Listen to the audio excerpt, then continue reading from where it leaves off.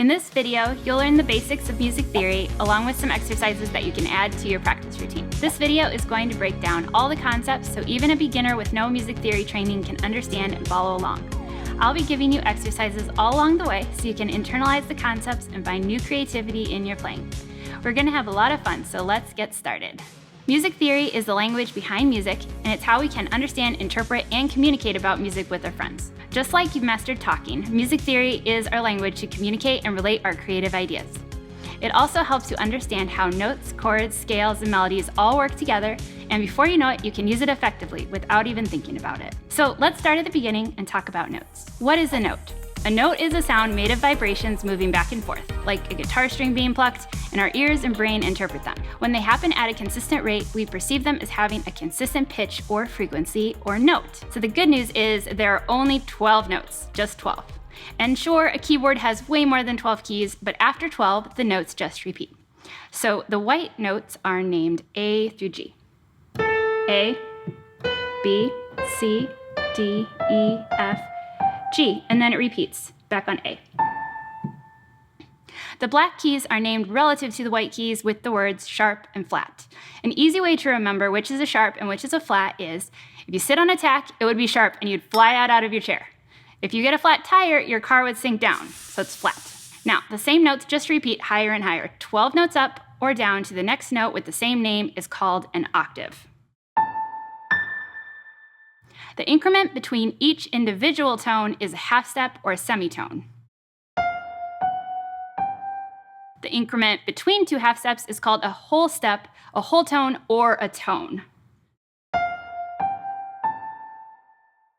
Music is built on the relationships between all these notes and common combos that we call a key. In music, the key is a guide of what notes will sound good together in a piece of music, like the key of C major, for example, and many songs will involve one key. Most commonly, a key will only use 7 separate notes before it repeats. So let's look at C major. This key works well because it uses all white keys.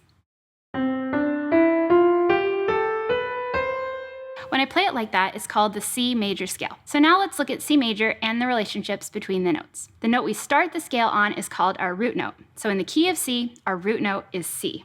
There's actually a formula that we can use to build any major scale. And these are the notes you'll exclusively play when you're playing in that key, the notes that will sound the best. So it actually follows the pattern, whole step, half step, whole step, whole step, half step. So if I start on C, whole step, half step, whole step, whole step, half step. I could do the same thing on a different key, like E. Whole step, half step, whole step, half step. It's easiest to go ahead and number the notes. So in the key of C, this would be 1, 2, 3, 4, 5, 6, 7, and then we're back to 1.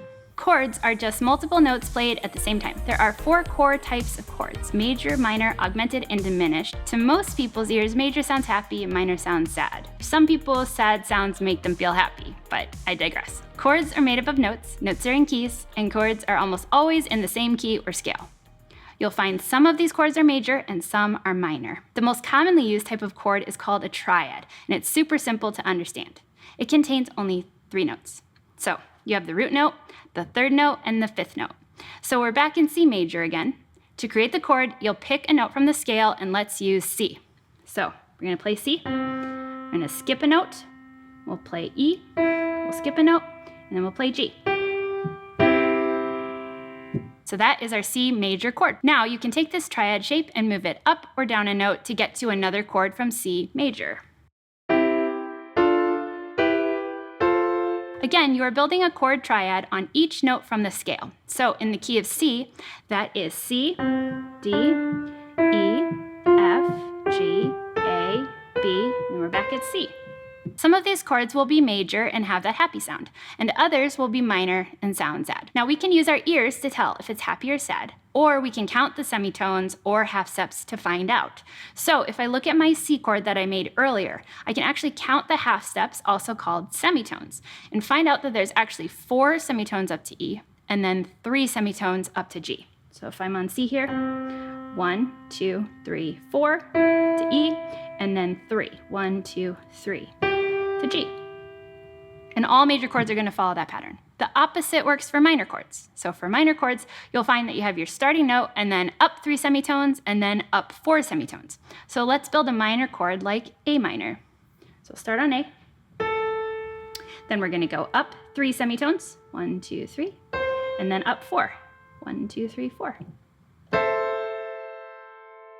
Now the chord that begins on the 7th note of your scale is actually an exception, and it isn't major or minor. We call it diminished. If we're back in C major, the 7th note is B. If we build the triad starting on B, skip a note C, we have D, skip a note E, and we have F. You'll see that this has the notes B, D, and F. Now, if you count the semitones, you'll see that it actually has 3 semitones and then another 3 semitones. 1, 2, 3, 1, 2, 3. And sometimes this is called a tritone. A chord progression is just a series of chords, often including those same 7 notes I mentioned before in the same key that sound great together. The number system is a shorthand for talking about chord progressions in a major key like C major. We have 7 chords that follow a pattern. So we've got major, minor, minor, major, major, minor, and then diminished.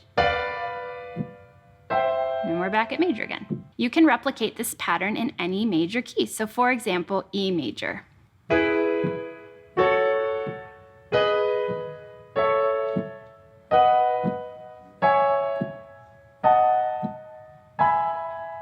Now, a chord progression you can try might be 1, 5, 6, 4. So in the key of C, that is C, G, E minor, F.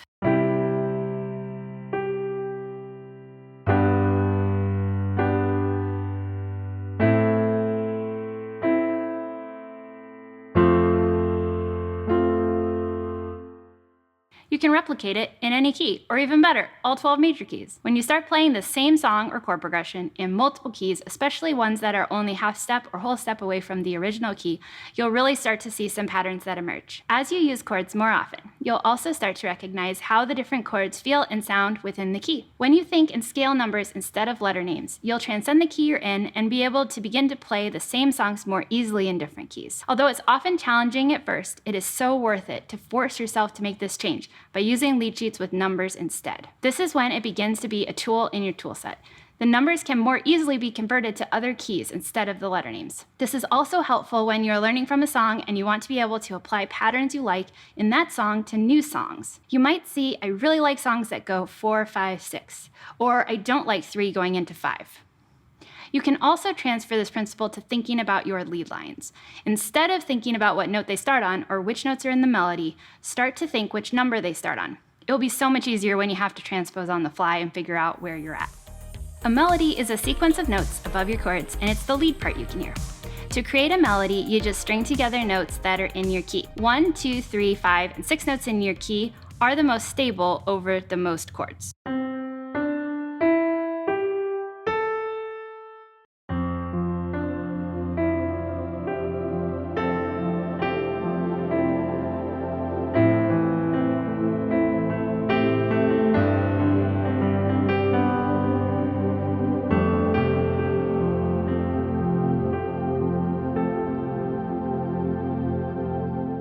Other ideas include finding a repetitive melody you can play over the whole chord progression like this. You'll find this in Awake My Soul, for example.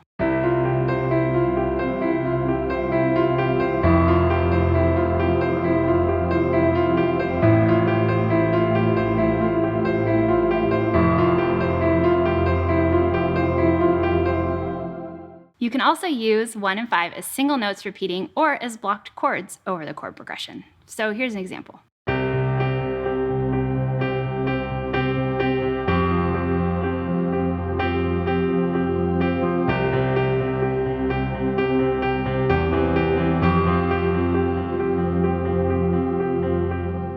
You can also take a few notes from a melody at a different point in the song and make it into a riff during a build.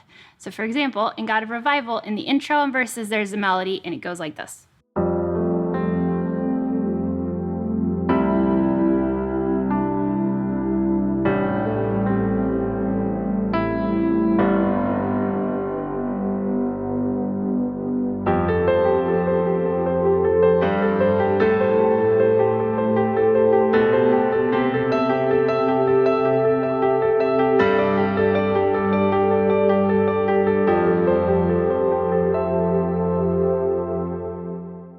also want to consider creating moments where tension is building and a point where we can release it. We can create this tension in lots of different ways. By changing up the rhythm, with tempo changes, with our loud and soft dynamics, playing something really fast and busy, or simplifying. There are so many ways.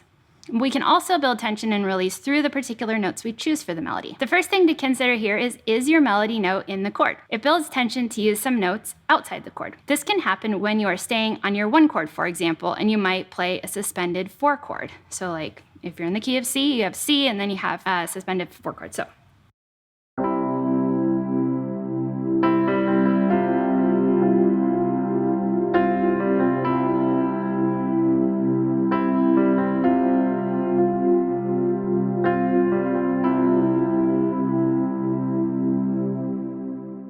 Consider the half steps in your key as you think about creating more tension and release in your playing. The dissonance actually creates the emotion, and the half steps are less stable, and so they want to resolve. So in the key of C, the 7B wants to go up to C.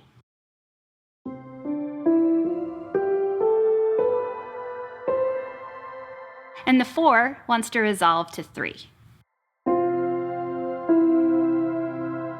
If you want to start adding in some different chord tones, here's a way to begin. In the key of C, the half steps are E and F, and B and C. And so you might include these notes in your chords or in your melodies. So now let's explore a little progression using the half steps in the key of C, like we've been talking about, and how these ones that I'm going to show you can actually take the shape of minor 2, major 7, and minor 9 inside your chords. So for example, with the notes E and F in the key of C, they sound completely different in the context of different chords and with different notes added to them. So you could have them right next to each other.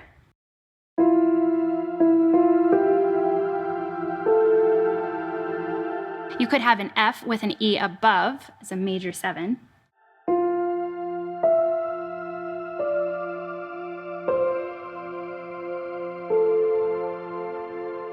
Or you could have an E with an F above it.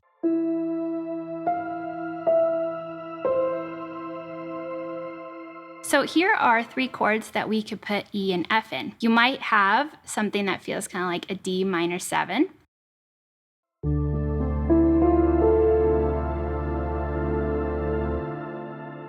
You might also have an A minor featuring the major 7th.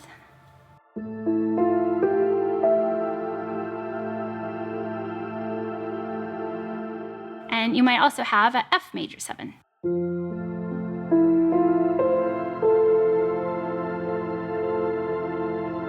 So here's a little something that you could play.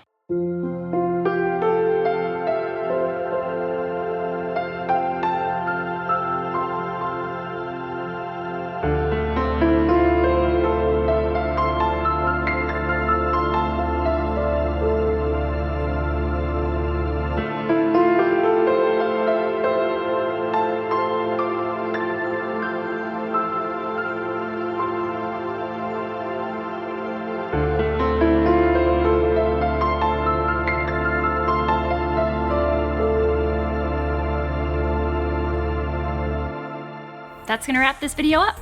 If you found this video helpful, make sure you hit the like button. It helps other people see the video. Also, be sure to subscribe, and we'll see you in the next video.